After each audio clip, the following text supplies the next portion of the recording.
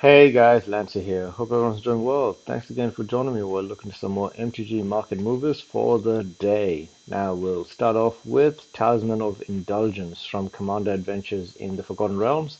So this card started off at about $1 when it was first advertised, but it's taken off quite a bit. Right now it's sitting at $3.60. The other copies of it are actually quite a bit higher, so there is a pretty high chance that this is going to meet an equilibrium around about $5. So that might actually still be a chance for this to continue going up. This is a very in-demand card, and the fact that it was sitting at $6.85 before means that there's probably more reprinting of this that's going to come out in the future. Next is Pure Steel Paladin from Adventures in the Forgotten Realms Commander decks. This also took a bit of a dive after it was first announced, but now it's starting to move back up to its $7, $10 range. The other copies of it are sitting at $11 and $12.99. The most recent is at Double Masters. And because of that, there's a potential for this card to continue going up from $7.70 to probably about $8-ish. Next card is Zulaprot Cutthroat from Secret Lair series. So this is a very nice card used in a lot of decks. It is interesting to see that it's getting a Secret Lair, especially since it is so much more expensive than any of its previous printings.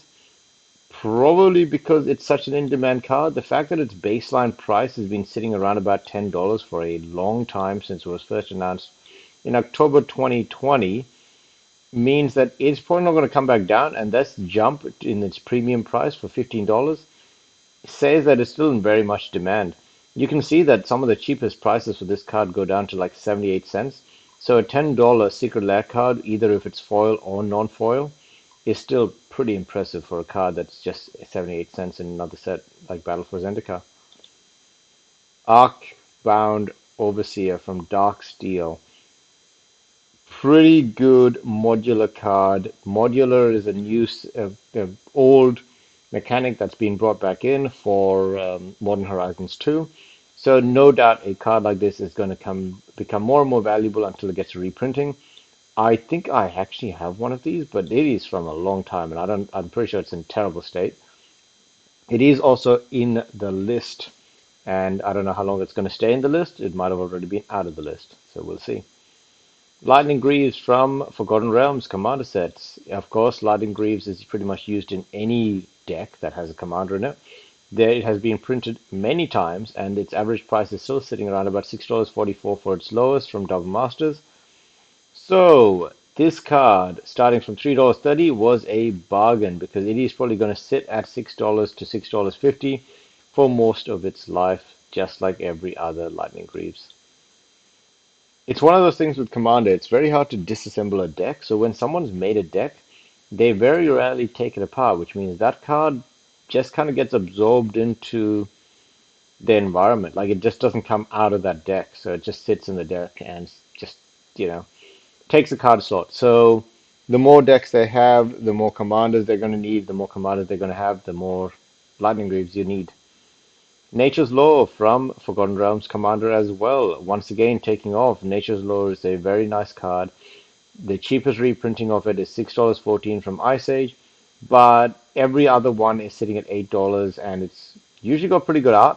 This art isn't that good, so if I was going to get this card, I probably wouldn't, because even if it does come with a premium, I think there's some better art value, and the ones I'm looking for specifically. So I just feel like if you're going to go for art, you might as well just spend an extra $2, $3 and get the better version of Nature's Law. But at $4, he's a bargain for what this card does.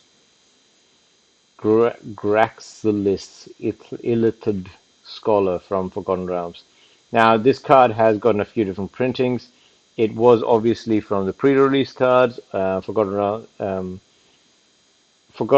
Realms Extras and Forgotten Realms, and now it is coming out in the promo pack.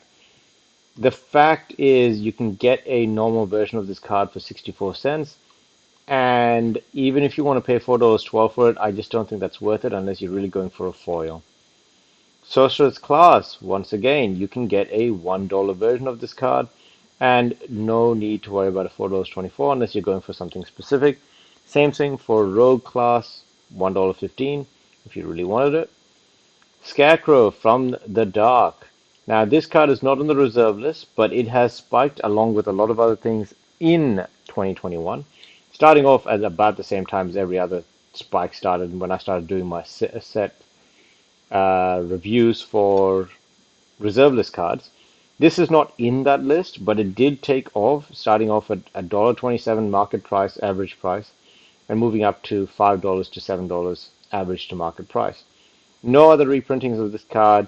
Artwork looks kind of cool. Not on the reserve list. I don't think it's the best card that exists. It's actually terrible, but really does depend on what you want to do with it. From the Dark is a rare set. Squirrel Nest from Odyssey. Now, this card is not on the reserve list, but it's took off quite a bit once all of the squirrels were being announced.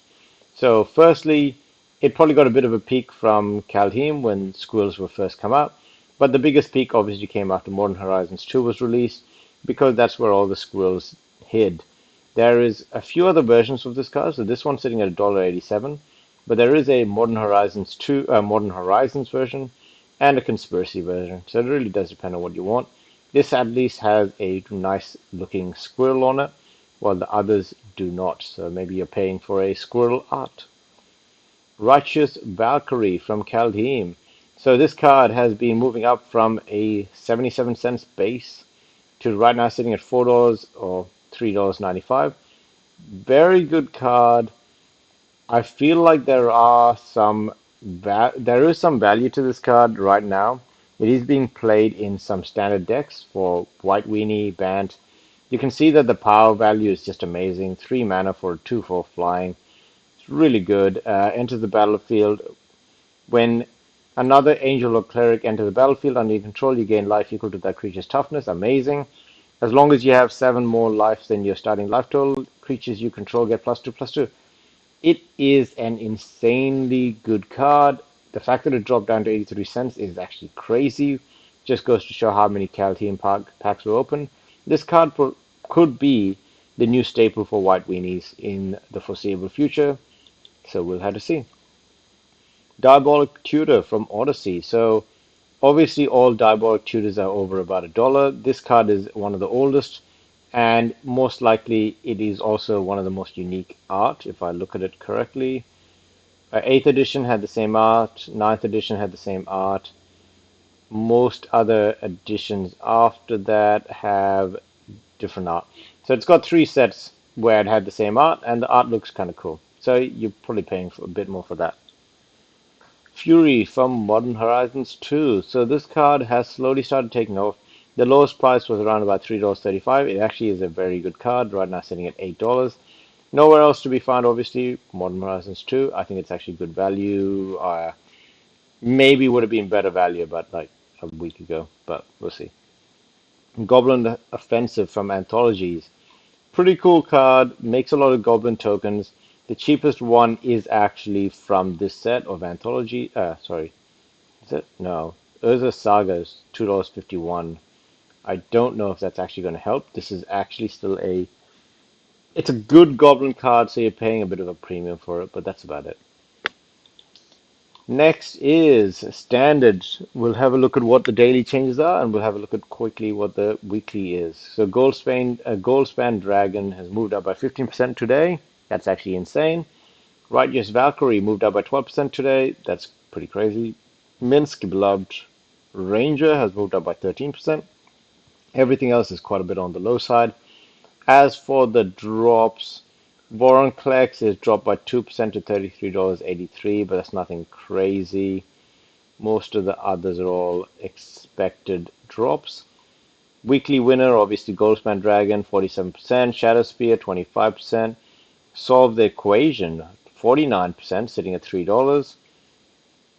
Righteous Valkyrie, 23%, sitting at $3.91. Red Henge is still moving up very slowly. Biggest losers are all from Forgotten Realms. Moving over to Modern. Chalice of the Void moving up by 16% today. Pithing Noodle moving up by 48% today. Elvish Piper moving up by 28% today. Uber Mask moving up by 28%. What does this card do? 4 colorless artifact. If a player would draw a card, that player removes that card from the game face up instead. Each player may play cards he or she removed from the game with Ubermaster's turn. Huh, strange. Okay, nothing that has dropped by much. Everything has gone up, but Twilight Mire, the land has gone up by 57%, now sitting at $33.98. That's crazy. These are all actually insane moves for the week. Defense Grid moving up by 44%, Archive Trap moving up by 33%, Chalice of the Void moving up by 18%, Darkness moving up by 108%, and Defense Grid from 9th edition moving up by 25%, Inkmoth Nexus moving up by 15%, Steel Shaper's Gift moving up by 19%. The biggest drop is Bitter Ordeal dropping down by 12%, and Misty Rainforest dropping down by 10%. Utopia Stroll dropping down by 14%. For a, I think that's just a common, that's an insane price point anyways. Thanks Pauper for not being Pauper anymore. And Pioneer, the biggest gains are Revel and Riches for 13%, not much else, so I guess Pioneer is slowly fading out again.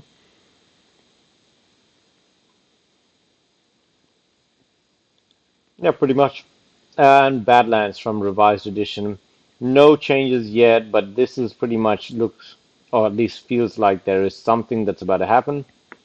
The premium price and the market price are now met in the middle, and we're going to have to figure out which way they want to move. And same thing for Bayou. Looks like the premium price and the market price average is also met. So we'll have to see what the spikes are going to do. This is actually quite a bit of flatlining. We'll see if the buyers or the sellers break first. Anyways, guys, thanks again for watching. I'm just going to upload this as it is. I might be a bit too lazy for editing. Anyways, thanks and have a good one. See ya.